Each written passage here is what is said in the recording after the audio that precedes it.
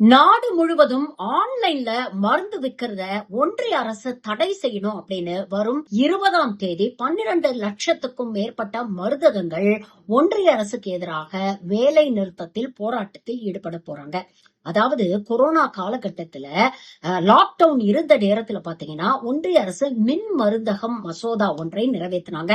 அது மூலமாக ஆன்லைன்ல மருந்துகள் விற்கப்படும் அப்படின்னு சொல்லப்பட்டது. அதுக்கப்புறம் பாத்தீங்கன்னா பல ஆன்லைன் ஆப்ஸ் வந்துச்சு, பிளாட்ஃபார்ம் வந்துருச்சு. யாருமே இப்ப மெடிக்கல் ஷாப்புக்கு போய் மருந்து வாங்குறதை விட ஆன்லைன்ல வாங்கிடுறாங்க.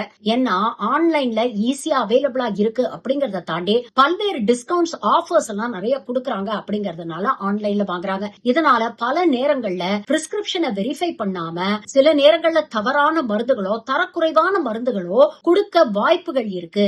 இது பேஷண்ட்ஸுக்கு பாதிப்பை ஏற்படுத்தும் அப்படிங்கிற விதத்துல மருந்தகங்கள் அமைப்பை சேர்ந்தவர்கள் எல்லாம் போராட்டத்திலே ஈடுபட்டிருக்கிறாங்க. இத பத்தி நீங்க என்ன நினைக்கிறீங்க? இதுல இருக்கக்கூடிய பாசிட்டிவ்ஸ் என்ன, நெகட்டிவ்ஸ் என்ன? உங்க கருத்துக்களை பதிவு பண்ணுங்க.